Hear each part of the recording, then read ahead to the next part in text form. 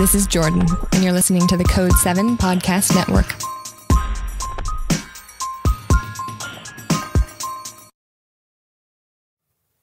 Warning.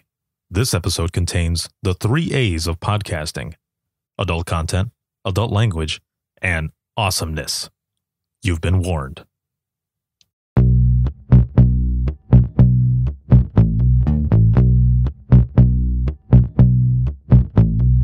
Welcome to Within the Trenches, true stories from the 911 dispatchers who live them.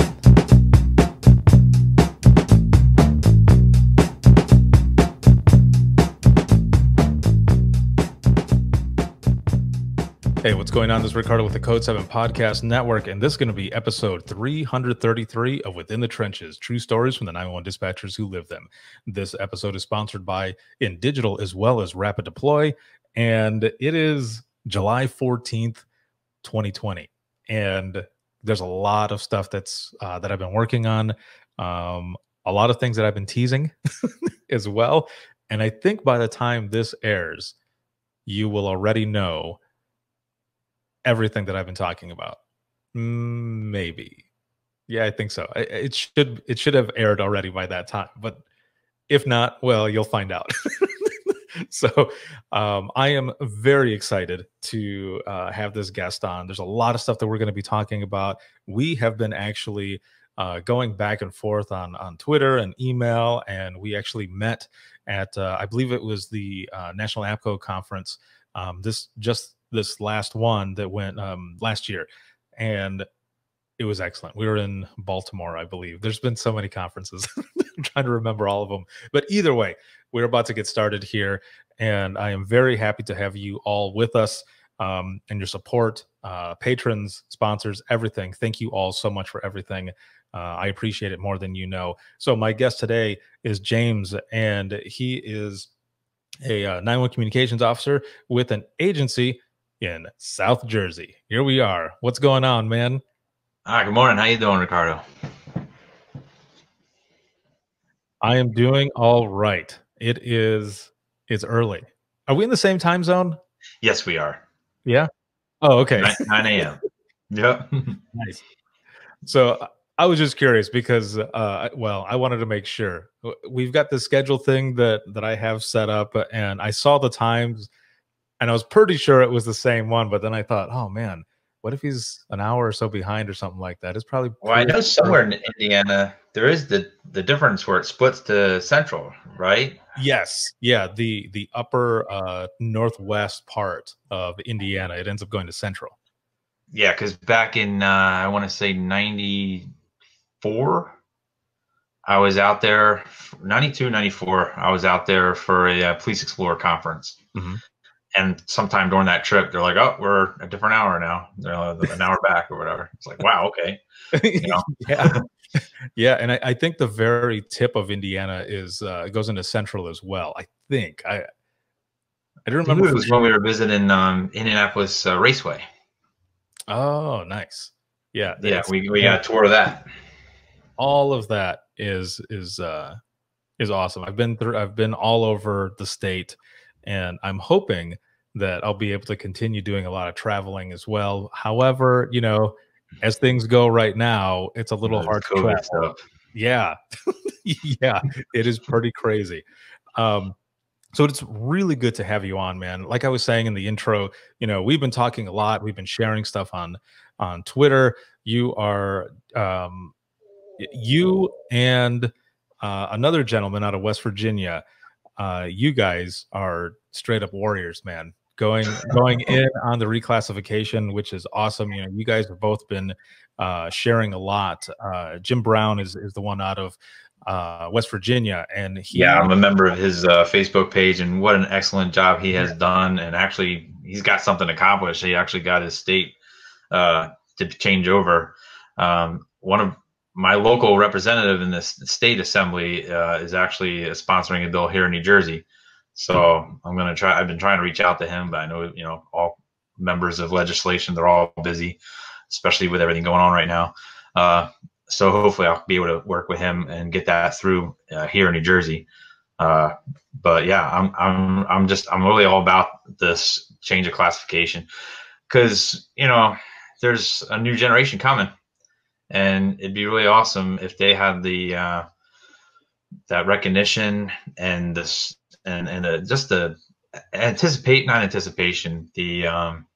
expectation of that higher standard, and that we are protective services, we are first responders, and we should have the appropriate training and the priority from politicians, police administrators, you know, our own command staff within the 911 system, and then the employees. You know, every day we go to work, we need to be, you know, when I go to work, I could make a difference in someone's life. Right. And you know what I mean? And it's exactly. Yeah. So there's a lot to it, you know, right now as it stands, you know, the reclassification would be for the recognition. You know, eventually from what I've been told, you know, eventually, and you've probably been told this as well, you know, there'll be added things to it, you know, retirement, the amount of funds and everything that will go into training, like you were saying. But right now it's recognition.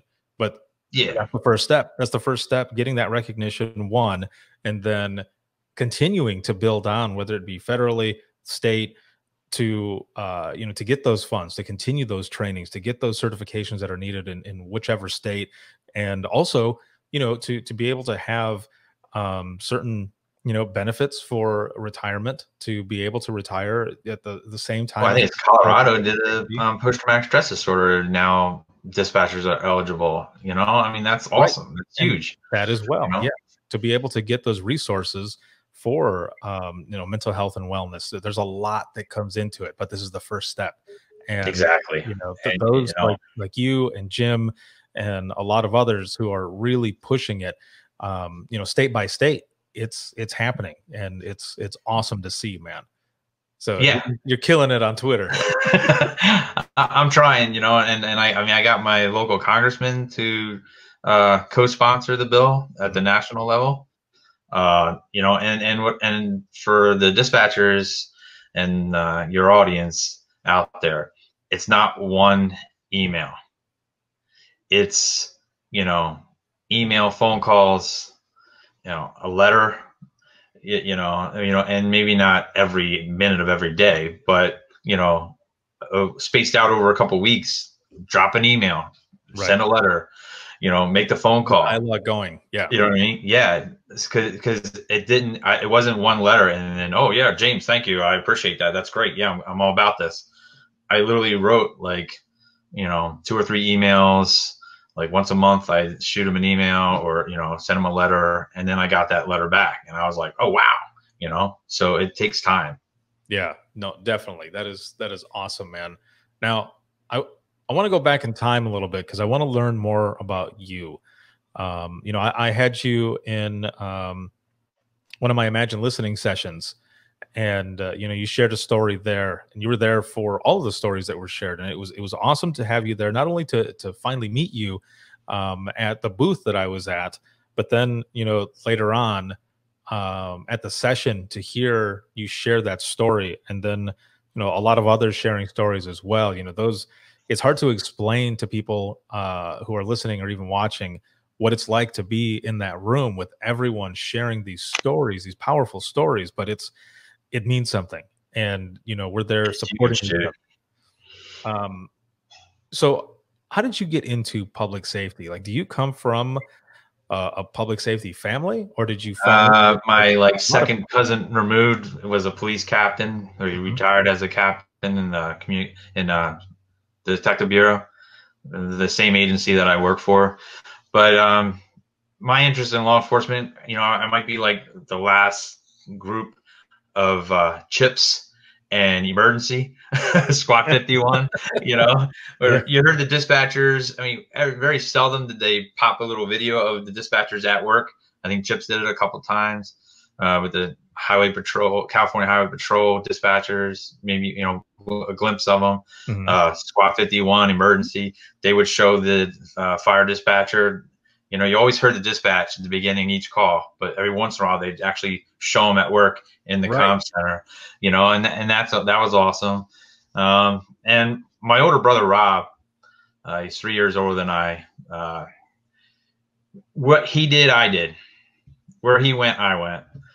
And some of his friends, we grew up playing soccer together. Some of his friends were explorers at the local police department, the Boy Scout program where you explore careers instead of going out and hiking in the woods. You can explore careers in the fire department, the police department, the hospital. I believe there's like law firms have explorers. Like you learn, about how the legal system works. So I joined the Explorer program when I was 14, as soon as I was eligible. So the first time I stepped into the police department that I'm working for was March 30th, 1989. Man, you remember the exact date. Yes, I don't know. It just clicked. I saw it on the guy, and I remembered. Like that was, and that room is now our dispatch center. Oh, no way. Yeah, it was the briefing room at the time, and the dispatch center was in the front of the building. And because we've grown, we had to relocate. So the center is now located in the old briefing room. They knocked a wall down, made it a little bigger. So yeah, I've been walking in that room since I was 14 years old. Oh man! So take me through that a little bit. So you're stepping into that room as a 14-year-old, and what do you like? Do you remember any of your thoughts, like looking at it and hearing? Sorry, I don't mean to talk over you. Just being in awe of the officers and being excited to learn the job. And I, to tell you the truth, I was all about being a police officer. And I got to the point where I was old enough, and through the different training and stuff, they start letting you do ride-alongs. So I rode along with any officer that was willing to take me out. And most of them are retired, and one of them is the chief of police now. So, and like I said, I think there's maybe one other guy. Yeah, and then there's a lieutenant that I used to ride with. In fact, that lieutenant is the one who told me, hey, maybe you should go do a sit-in in the comm center just to get an idea what that's about and learn and see what they do. And so a good friend of mine, Charlie, was a senior dispatcher then, and he was like my mentor through the program, or through my career rather. I sat with him, and I really enjoyed it. And I thought, well, this might be like a stepping stone. So when I graduated high school, they were hiring part-time dispatchers. So I went from high school to part-time dispatcher. I did the 40-hour basic. And I think I was like the first class in New Jersey to be, EMD mandated. So there was guys that had already been working, and they were in the class with me, and I was new. So I had my EMD from the beginning. But I was like one of the first classes in the state of New Jersey, and that was 90. That would have been 95. August of 95 was my first EMD cert. So then, thinking back to that time, just so that those who are watching and those who are listening, what is it that you're looking at? It's 1995, and you're in there. Are there multiple screens, huge radios? What is it that you're looking at? So then we had the GE console, like the radio system, with little plastic buttons for each channel. Yeah. We had 2 monitors, the radio monitor, or I'm sorry, let me take that back. It's been so long. We had 2 monitors. One was for NCIC, and the other one was our CAD. And we had the I missed it. I think it was a plant 901 system, the old DOS green screen with just the address and the three backup centers, or for some, if you have to transfer for fire EMS or whatever, the F keys or whatever. Man. So because of the fact that you had been doing this for so long and you'd been around it, was it overwhelming then in the beginning when you first got in there, or no? Because you had that experience already, just kind of being. Yeah, I mean, a lot of the things that I learned through the Explorer program. You know, the basic 911 course is basic. You know, and then you and then you go into agency training, and so you learn the policies of the department, the policies of the police, fire, and EMS agencies that you're working with. And then it's kind of like, answer the phone. How big is the agency in the area that you cover? You know, how many calls are like coming in? Like, I'm the frontline dispatcher. I don't play with the numbers, but we are 64 square miles, and we have 5 fire companies, 1 police department, 1 ambulance squad for the town I work for.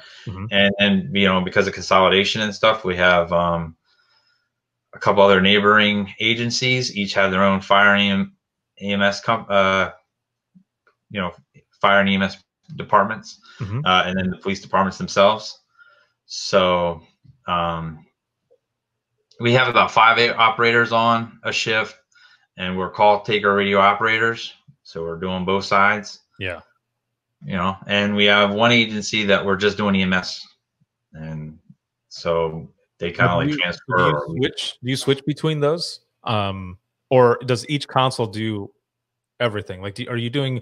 Our consoles are set up. We can do whatever, but we usually have people delegate it to, like, okay, today your area of responsibility is this.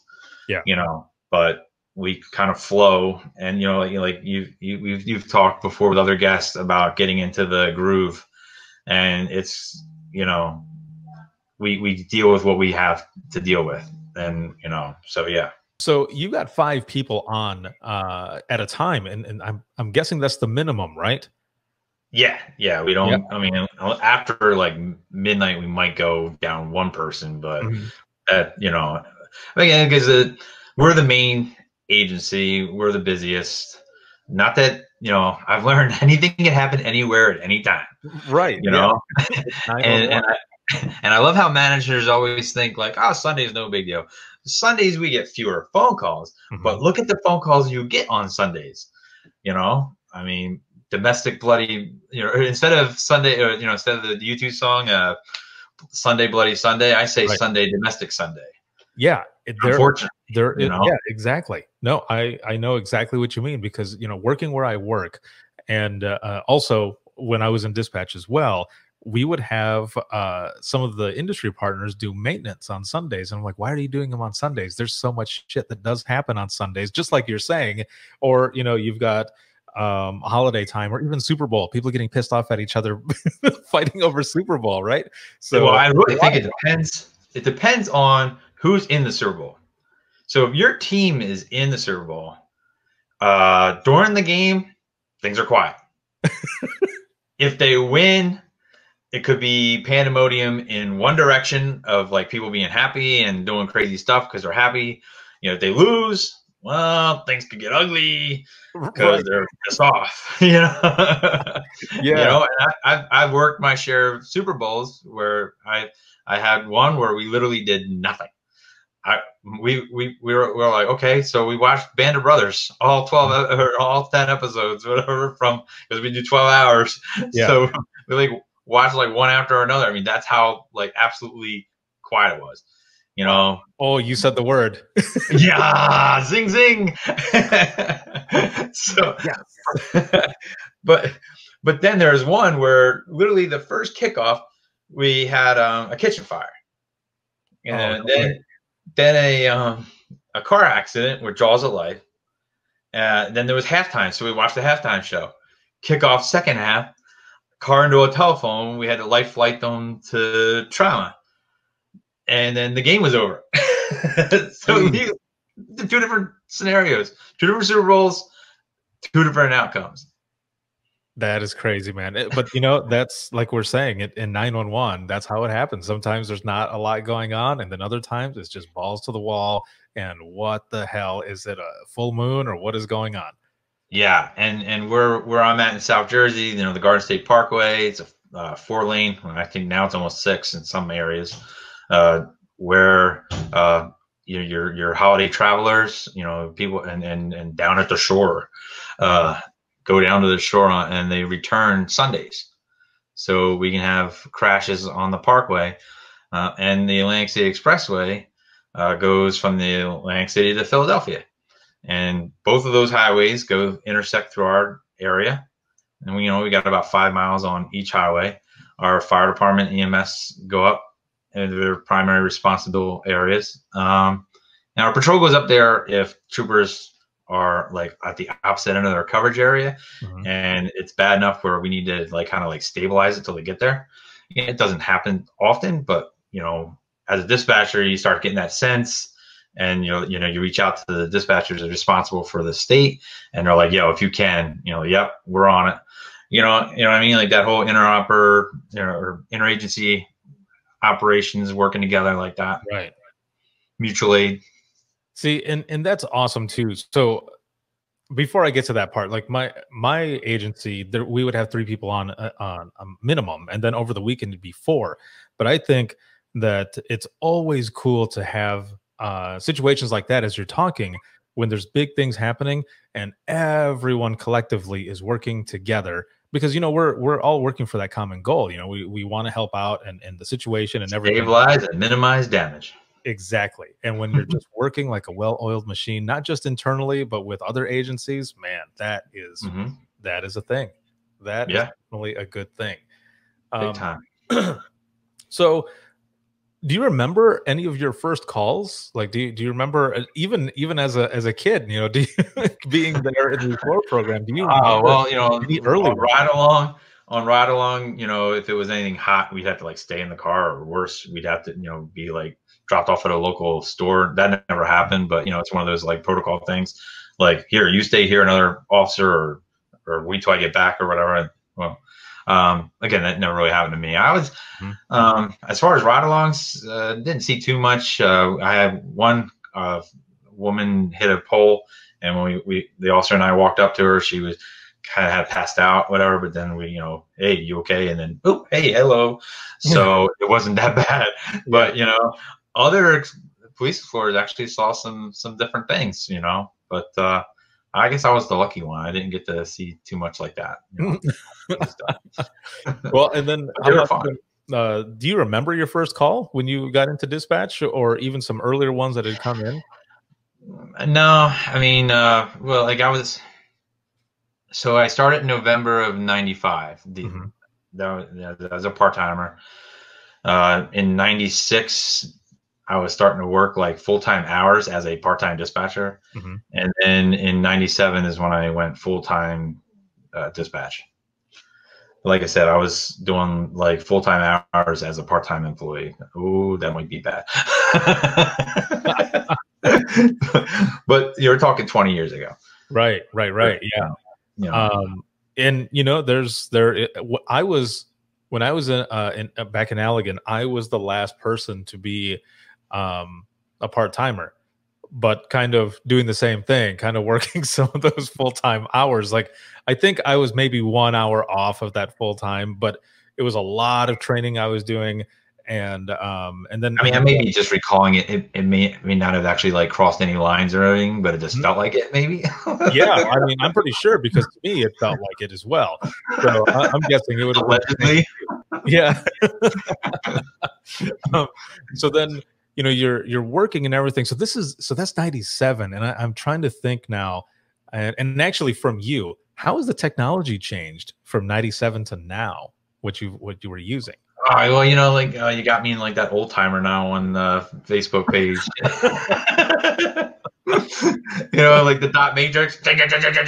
Yeah, well, and I still had that, and it was 2007. Wow. 2006. Yeah. That agency still had that. So, and we had the box, where you put it in there to kind of quiet it down.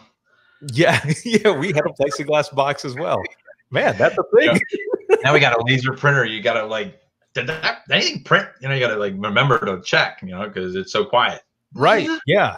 Oh man, no, I know exactly what you're saying, because we would have issues where it would be the weekend, and it would be summertime or a holiday or whichever, and they're doing a drunk driving grant or a click it or ticket type thing, and they're just running people and running people and running people.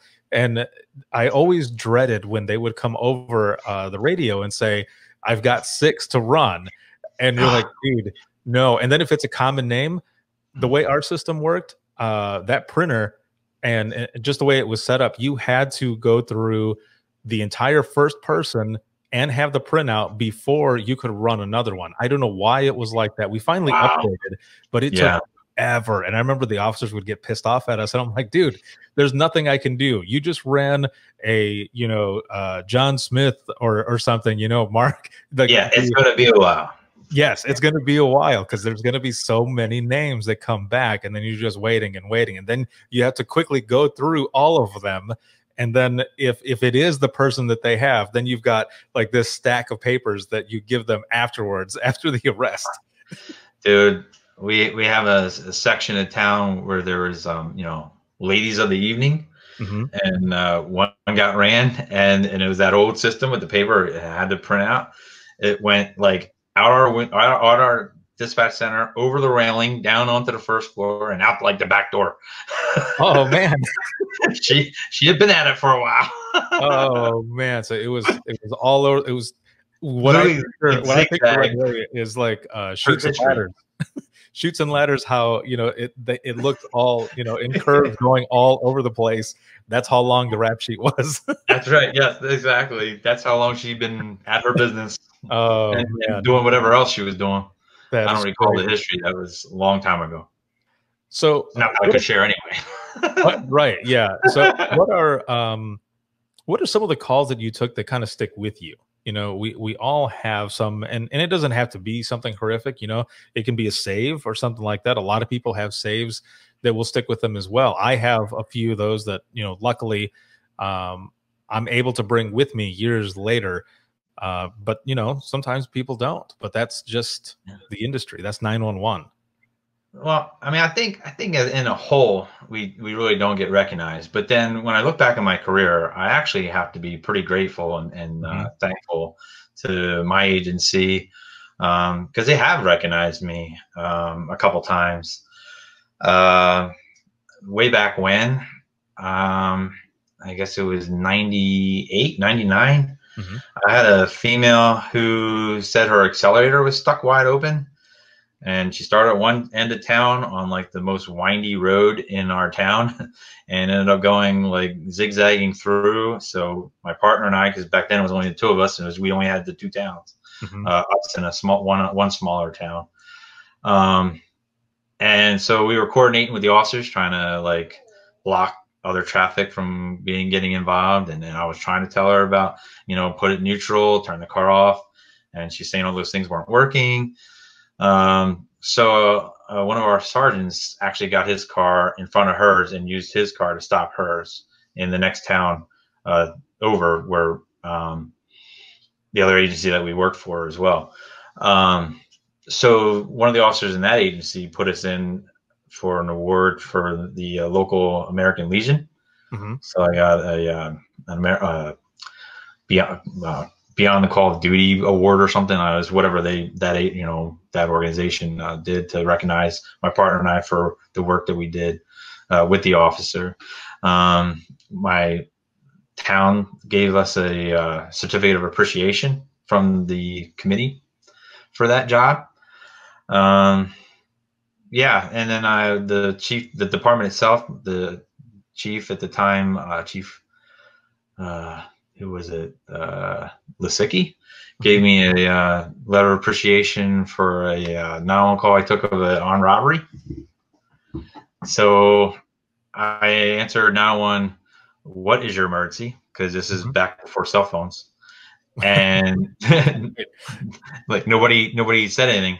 So I was thinking, like, do I announce again or do I listen? So I just listened, and I could barely hear, "Give me all your money or I'll blow your head off." Jeez. Because the cashier called and then put the headset down or handset down. And so I was hearing it from the countertop. And so I did a, "Hey, everybody, this is happening at this location. Respond. And by doing that, one of my officers who recently retired happened to be driving through that very intersection. So instead of completing the turn he was making, he turns into the gas station parking lot. And as he's pulling in, the bad guy's coming out with the gun like down by his side. So the officer tackles him and takes him into custody he didn't even leave the parking lot. So that's kind of how like my citation reads for that one. Yeah. And then most recently I got an award for life-saving award. Mm-hmm. I had a woman call about her son choking the back seat of her car, but she was I maybe in panic and like just overwhelmed. I really thought she was about to complain about another driver because it was like, I'm here, and she just named like the main road. Right. And it's like a main road like 5 miles long. I'm like, can you give me a little help? Like, let's narrow that down a little bit. And then she's like, tells me the intersection that she's approaching. And I was like, okay, so like, what's the emergency? Oh, I think he's dead. I'm like, what? Who? My son in the back seat. I was like, okay, pull over like now. What's your car? What's the color of your car? What kind of car you got? Pull over. My partners, they sent patrol and EMS, and I started immediately teaching her how to do CPR. And between me and the officers on scene, the child was brought back. Wow, dude, congratulations! Yeah. Like those are rare moments in 911 where people can get, a save like that. Now, I don't know if the stats are different now. Like I haven't actually looked it up, but when I was first starting in 2001, I remember in my beginner's training, my 40-hour basic, one of the guys that was there, one of our trainers, said that when doing CPR, there's a 5% chance of bringing that person back. And, that was, this was an infant choking on something like a toy or something in the back seat of the car. It was so like a 1-year-old, I think, or, about that age. So, like I said, between her, first off, she was trying to drive to the hospital, which probably would not have ended well. So the fact that I was able to get her to trust me to stop and, and then listen to get the child out of the car seat and start doing the back blows and stuff. And like I said, my partner noticed that there was officers responding to a lesser emergency in the area. He alerted the patrol officers to, hey, stop by this car because this is what's happening. And like I said, between me and the officers, it's teamwork, right? Our side of the radio, on their side of the radio, I mean, and that's why I think that the 911 SAVES Act thing needs to get passed because we're not clerks. Right. Yeah. You're not just answering the phone and sending them out. I mean, you are literally thinking outside of the box for a lot of different things. I mean, let's go back to, the armed robbery. You heard what you heard, and then instead of saying something again, which if you think about it, the crazy thing is, and I'm sure you've thought about this as well, because I'm kind of thinking about it in my own head, but if you would have said hello again, if you would have tried to say it louder, maybe that person would have heard you over the phone, and, it would have been worse instead. Or I would have missed what was actually happening. Yes, exactly. So instead, you're listening to everything that's going on in the background. And that's what I tell people as well about this job, is that you have to use like every sense, and your hearing, especially, because hearing is number one. Also piecing everything together in your head of what's going on. And then you hear what the person says, you're typing it in, you're getting people headed out there. They know what they're going to, at least with just what that person said. They can imagine what they're going out to. They're going out to someone who is trying to rob the place and has a weapon and also threatened. So they know that they're going out to some shit, and they end up getting out there and they get the guy. But it all started with you, and you're listening and putting everything in there. And exactly, that's why, as well, that this also needs to be passed, because there's so much more than just answering the phone. You're going through a lot of stress, and there's burnout, and that ends up coming out with that, after so many years. I hit that on my 6-year mark is when I hit my burnout, and I had to find a different way to recover from it. And that's a topic as well that that we want to talk about here today too. Is burnout prevention and recovery. Yeah. So how does that affect you? Well, it's I know I watched the other Podfest that you were a part of. Yes. And the other gentleman from the other podcast was talking about the big T's versus the little T's. And it's true. I mean, and in dispatch, you kind of get hammered by a little bit of both.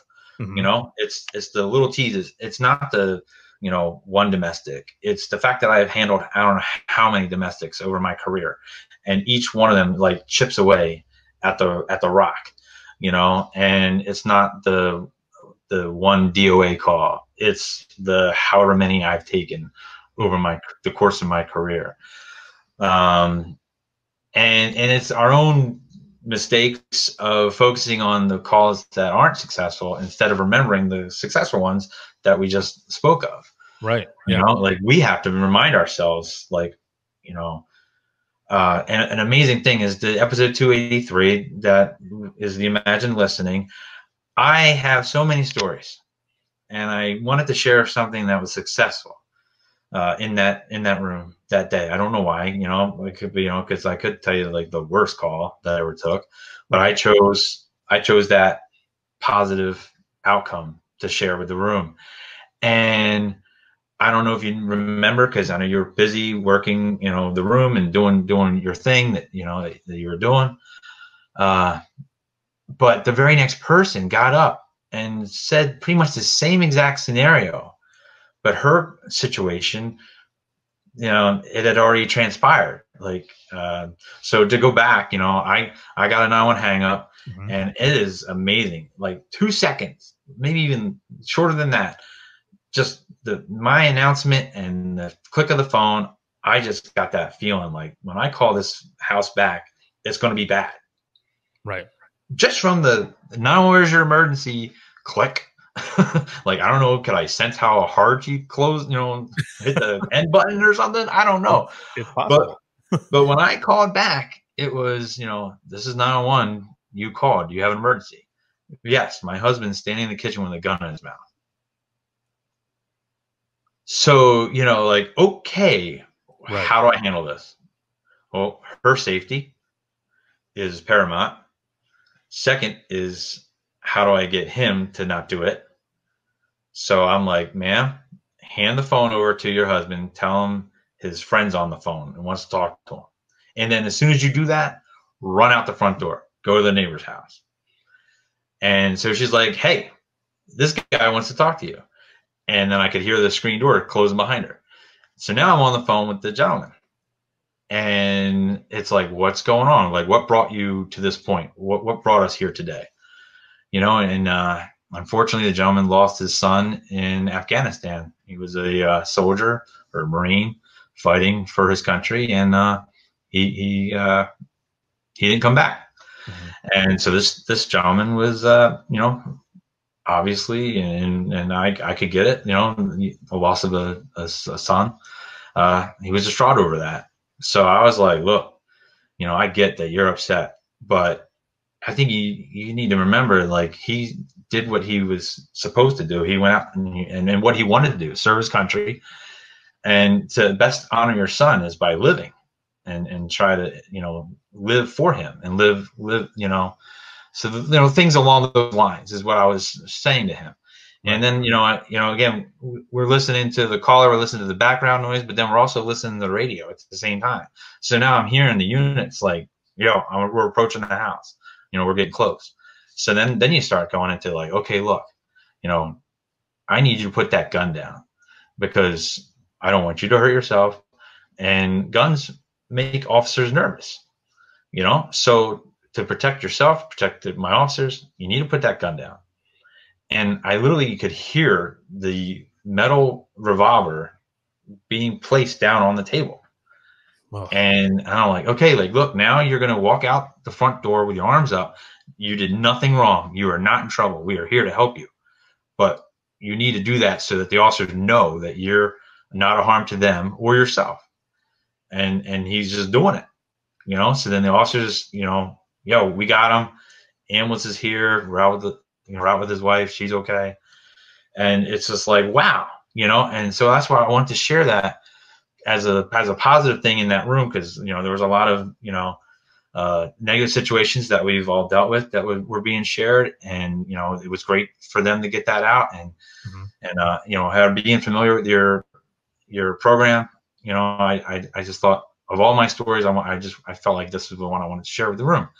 And then the very next person grabs that mic, and, you know, I took a 911 call, and the wife came home and found her husband in the kitchen. Like, and I was just like, oh my God, you know. So like, yeah, we do our part, but then you never know. Like, sometimes it's beyond us. You know, we answered that 911 call, and we have no idea what's on the other side of that phone call. And, you know, our job is to try to prevent things and to try to minimize things, and serve the public, and protect the officers and firefighters and EMTs. But then there's that unknown that just happens, you know? Right. That's like out of our control. I was happy, definitely happy that you had shared that story, because yes, there are a lot of bad in calls that happen in 911, and they're the ones that we stick with us. But I also encourage people, if there's a save, share a save. And it was excellent with so many stories that were coming in, and then you just shared that one as well. It's uplifting, you know. It's still just as powerful, because it's your story, and then others, it's their story. I remember when you had shared this, and even as you're sharing it again now, thinking back, you know, you made me flash back to one of my own as well. In comparison, there was a gentleman that I talked to on the phone who he was done. He was ready to go. He had his gun to his head as well, and I'm trying to remember what year it was now. It's like 2008 or 2009. There was a lot of shit going on in the US, where, you know, jobs, like, people were just getting canned from all types of jobs, mostly manufacturing, like factories and stuff. And this gentleman had just been laid off, and he didn't know what he was going to do. And, you know, he was not having, you know, great times with his wife, and then he had his family and stuff. But what he wanted to do, because we had people heading out there, one of my good buddies, he was a canine deputy. He was heading out there first. He was going to arrive first, and the guy kept telling me, this is going to be suicide by cop. And I'm like, man, you don't want to do that. And I'm talking to him and talking to him and talking to him. And I think one of the key things is just really in those moments, also as fast as you can, of course, just kind of like you did, learning about that person, learning what's going on, and then talking to them and relating to them, because, man, it's all about being human, right? And yeah, he ended up putting his gun down when the officer got there. And that's awesome. Getting goosebumps thinking about it now. Dude, it is crazy what you can hear and what you can do. And your voice, your tone of voice is so powerful. And if you're not careful, you know, you could send the wrong message just by the tone of your voice, right? You know, so yeah, I mean, that's huge, dude. I mean, good for you, man. That's awesome. You as well. I haven't thought about that call in so long, and I remember that when we were in there, that it flooded back. I thought, wow, I haven't remembered that call in forever, but it came back, and it's a good call. It's a good outcome one. And yeah, even now, you know, talking about it too, like it feels like I took it yesterday. Yes. You know, I mean, like I've taken all kinds, you know, and well, I mean, luckily I haven't taken, like, you know, the where it ends poorly while I'm on the phone. I've been, you know, by the grace of God, I have not had to deal with that. Right. All mine are, I've either talked them to the point where I was able to hand them off to someone else, or it was, you know, people have discovered and it was already too late. But I've never actually been on the phone when the situation occurred. That happened to a partner of mine, and I go back to, he's no better or worse than as a dispatcher than I am. He picked up the call, and that's the call he got. And he wasn't, and a lot of times some dispatchers say, like, when they get that kind of call, it doesn't matter what they said. That person was already to the point where they just wanted to make sure that someone knew that this was going to happen. Right. And that's what happened to him. The guy's like, hey, I'm here at this place, and then he thought he heard it. And then he realized when the guy wasn't answering him anymore, like, that's what happened, so he's an amazing dispatcher. It's just what happens. Right. Now, kind of building on what we're talking about right now, we're talking about these types of calls, for yours, was there like a debriefing or, stress management or anything that has come out of this? Because this is also, a big topic going on and really has been going on for a while. Yeah. Well, I tell you, even if this bill doesn't happen, or if it takes like 5 more years or 10 more years, just imagine listening and your I Am 901 movement has really made a difference. And a lot of people throughout our industry and in the public service, public safety industry as a whole, I think the complete attitude change. Because, like my worst call happened about 3 years into the job. And it was that attitude of, he wasn't there. Why does he need to be debriefed?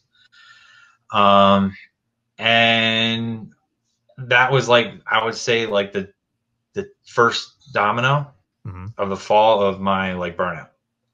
It took a long time because it was the big T that tipped over and then knocked all the little T's, and then, throwing a couple other big T's. Right. But they did a debriefing for the agency that it was involved in. And then as an afterthought, they sent the counselor over just to speak to me. And I have to give props to my supervisor at the time, who's retired, enjoying life in Florida, hopefully being safe and staying clear of everything. But she called over and was like, yo, dude, what about my guy? And yeah, pretty much like, well, he wasn't there. Well, he took the call. He heard what he heard. Right. It was a young lady swimming, and she passed away in the pool from a heart issue. Had nothing to do with the pool. But hearing the parents' reaction and trying to help, and luckily patrol, EMS, fire, they were like right across the street, and they were doing stuff, and they were like, a cardiac surgeon, cardiologist would have to have been by the pool to save her, but things happen, things are said. And then the next thing you're like, oh my God, like, how could we have saved her or whatever.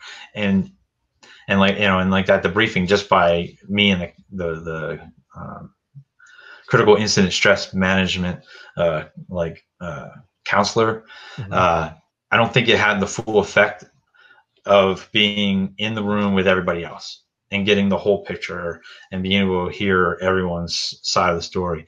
And, fast forward to just like a year or two ago, we had a traumatic incident that occurred in town, and there was a critical incident stress management where everybody working that day, dispatch, fire, EMS, we were all brought in. We had a couple counselors there, and we went from beginning to end.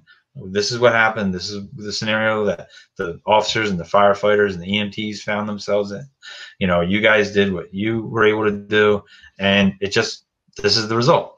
Right. And so being in that room with the whole group, and just a complete different scenario and different situation.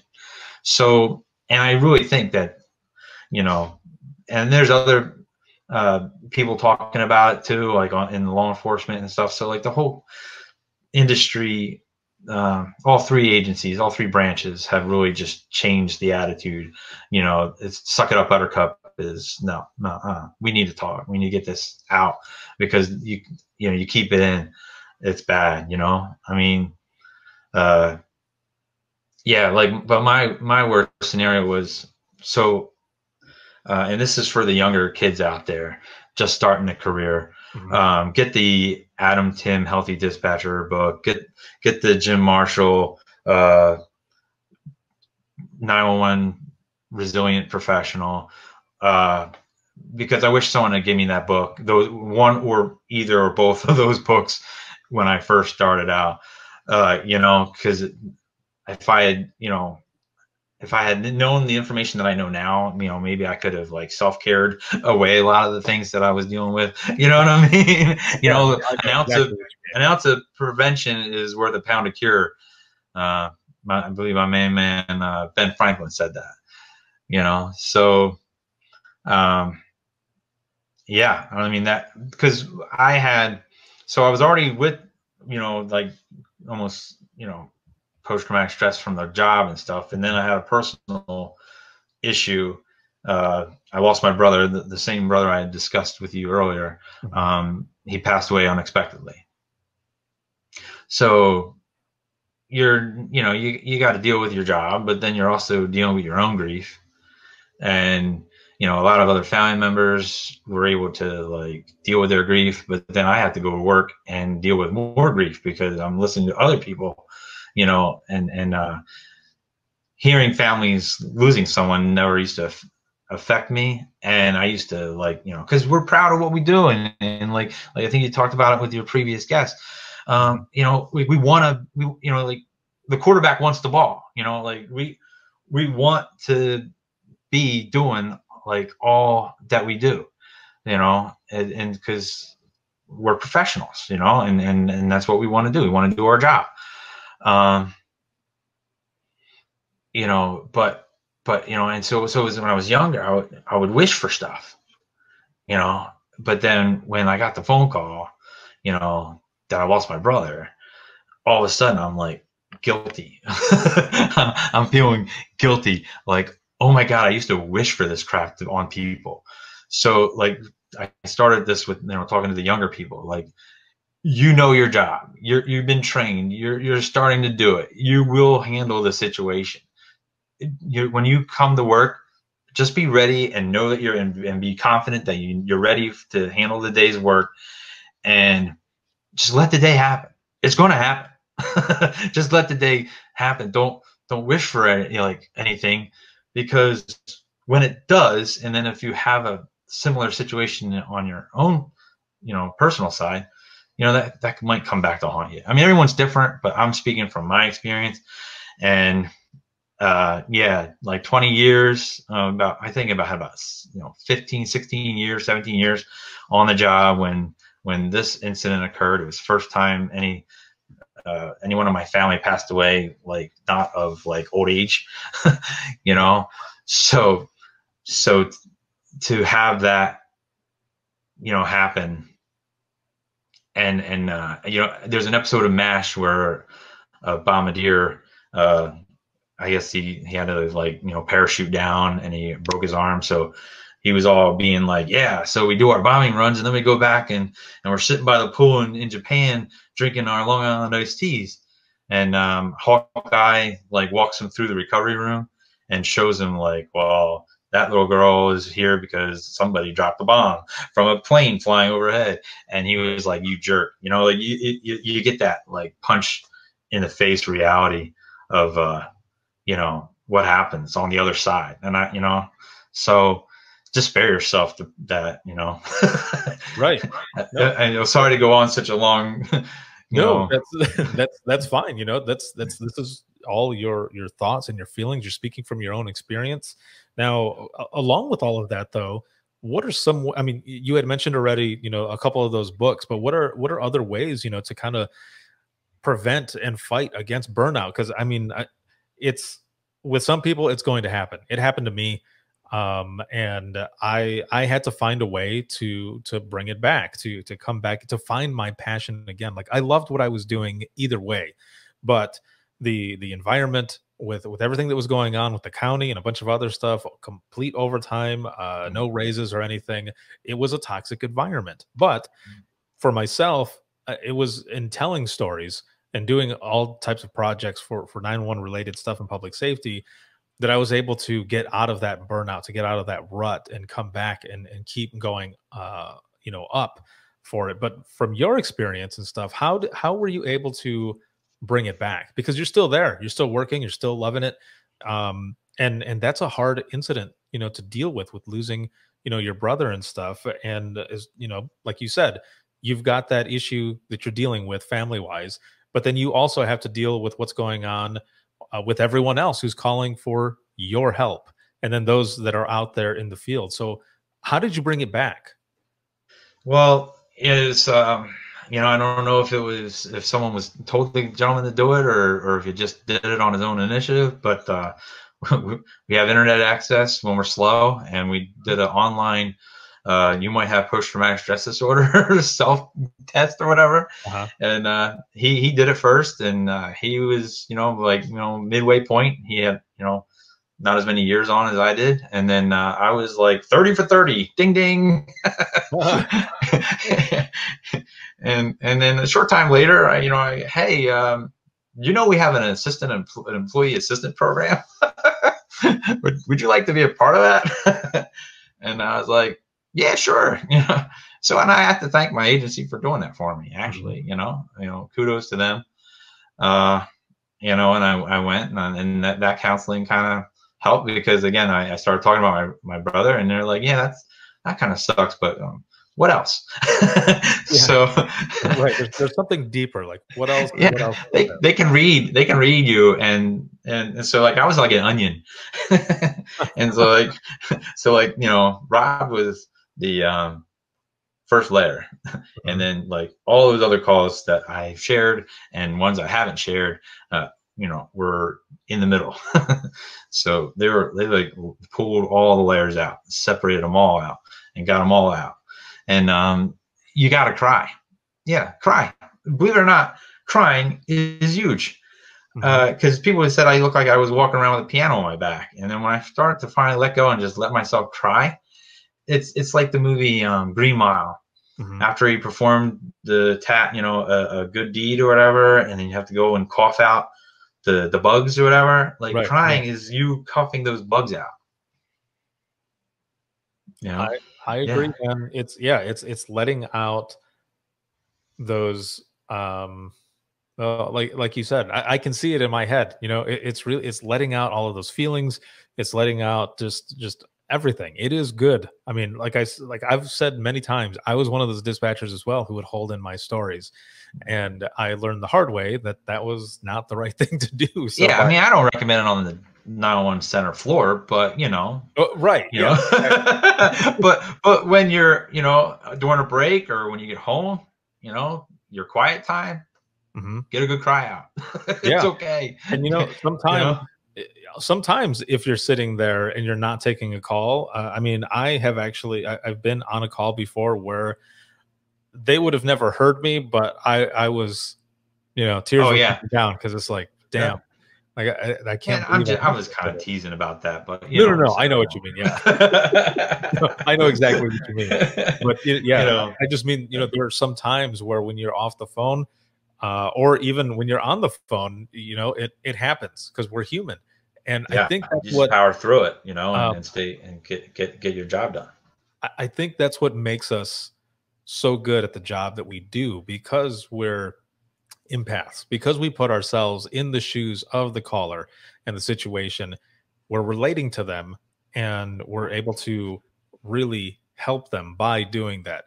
Yeah, sometimes that leaves us with some nightmares and shit that are going on, but the ultimate thing is helping them, as well as helping those out in the field get there, because like I said, we're piecing it together in our brain, and sometimes what we're piecing together is worse than what's actually there. But you do what you got to do to complete everything that's going on, to complete that call and get them help. Yeah, I mean, you go through your calls, and you ask the questions you need to ask, but you're listening to the caller. It's not necessarily what they say, but how they say it, and it's all the background noise, like we've talked about. All that is in the phone call.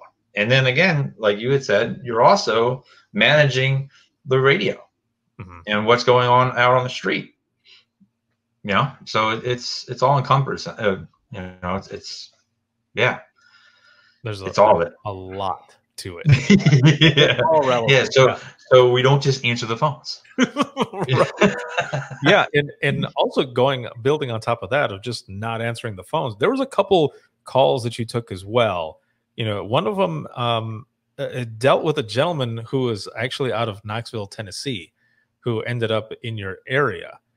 Now, this was it turned out it was a serial killer, was it? Or how did Like that by definition, because like if you like, you know, I think it's 3 or more people. So his wife and mother-in-law were like missing. Mhm. He is MIA. The area law enforcement had, I guess, information that he might be in our area. And we were right outside of the Atlantic City area. So he, you know, was known to like get to gamble or whatever. So we find this out later, because what the call starts basically is we get a phone call from the local department store where they have a shoplifter. So the officer in that area goes, picks him up, brings him to our station, you know, does the whole processing thing and charging him with the crime of shoplifting. And part of that is we, you know, run to make sure who he's telling us is who he actually is. And in that process, he came up as a missing person in danger, which is usually someone who wants to either harm himself or he's got some sort of, you know, there's something that the family's concerned that the person is out missing and may not return, you know, right. Medical issue, something like that. So I was like, hey, officer, this guy is in the system for this, you know, so I'm going to send a hit confirmation request. You know, it's like we're going to talk to the other agency, ask them, is this legit? And do you really want this person, or are you really looking for this person? And we got a response back, yes.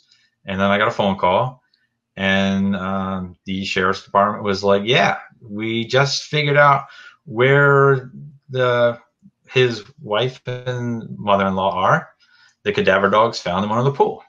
He had put like a concrete slab. He had put like a concrete slab over the unused pool, whatever. So he's wanted for homicide. So I was like, oh, okay. Yeah, so, I mean, that changes everything. So I called down to the officer with him, and I was like, I have a sheriff's deputy from Knoxville that needs to talk to you. And here you go. Right. Yeah. I mean, what else? You know, yeah. Yeah. That's so he sat on the inside our cell. We have a couple cells for, you know, short time detention until the county jail, you know, until we have to transform to county jail or whatever. Mm-hmm. So because he was a fugitive from another state, he sat in our cell overnight. And I think I was back when I was part-timing. This is how far back this is. I was on the 4 to 12 shift when this happened, and then I had to come back for 8 in the morning to 4 in the afternoon. So I finished up midnight, came back 8 a.m. He's still sitting exactly the way he was when I left. And around noontime, the guys with the cowboy hats and shiny badges on their belts walked in and escorted him out, and he was flown back to Tennessee. Oh, man. That, you know, finding that out, you gotta, that adrenaline probably starts kicking in, because you're like, oh, so this is like even worse now. Okay, let me get a hold of the officer, because they got the guy already. So his first wife passed away in the tub, and then I guess because of the finding his second wife and the mother-in-law, they did some more investigating and whatnot. So they determined that he had, you know, made that happen. And I believe another family member. I'm sure it's on the internet somewhere. So, you know, you could like, I don't want to be like putting out false, but I'm going by memory, you know, and it was a long time ago. But so it's all out there, like the story. That is pretty crazy, man. And then on top of that, there was you also had a long pursuit. And I have to say that whenever I was working main radios for law enforcement, like those were the ones that I loved to work. Now, I know that the public probably hearing that are like, what? That sounds kind of weird. But those are the types of calls that you're putting there's so much resources and everything that you're going to it, and you want to be the best at what you're doing, that helping, it's the how much you're helping, that is what got me going. All the high priority complaints, I was helping with all of my calls, but those higher priority complaints, those are the ones that I always wanted to work, because I'm doing so much, and I'm doing I'm helping. I'm helping out in every way possible, and those calls are such good ones. So those pursuits, anytime those were going on, those were I loved working those.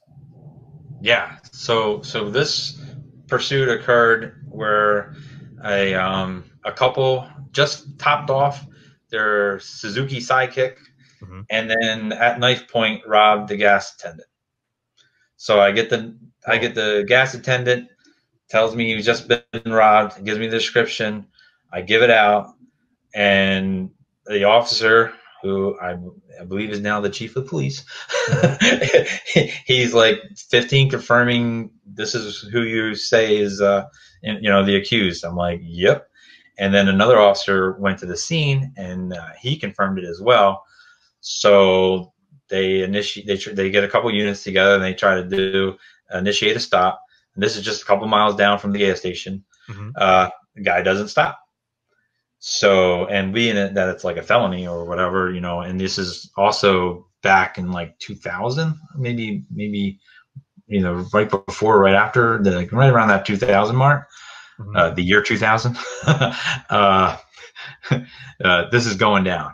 So they go into Atlantic City, which is Atlantic City. There's a couple towns on the same island. It's Absecon Island is what it's really on a map or whatever.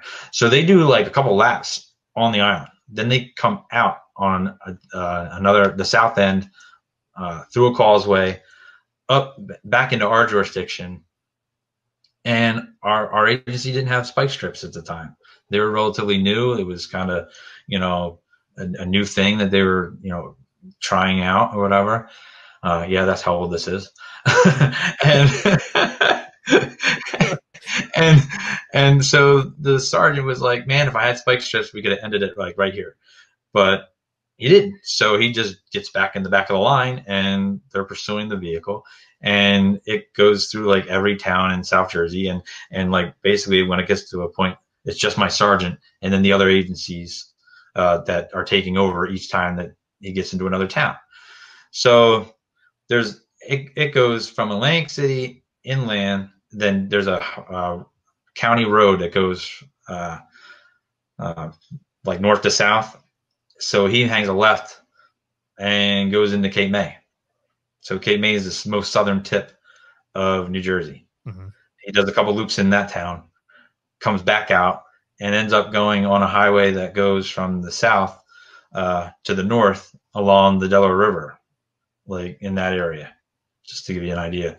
So I'm on a phone with an agency that's up ahead, trying to get an officer with spike strips. That's the thing. The whole time this is happening, we're documenting like turn left here, turn right here, and it's just my partner and I. This is back when we only had two agencies, and we're on the phone. Do you have spike strips? Do you have spike strips?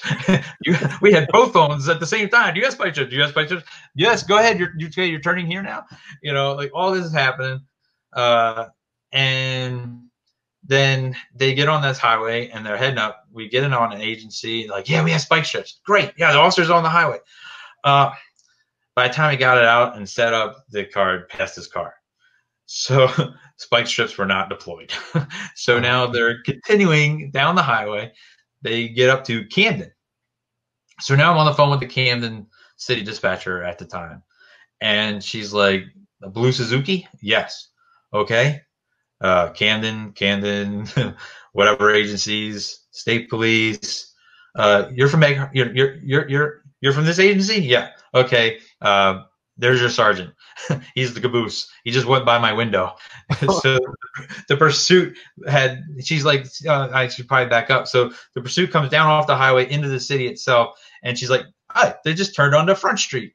They're going to come by my window. Let me take you to the window. So she's like, on the cord, looking out the window, telling me as it goes by.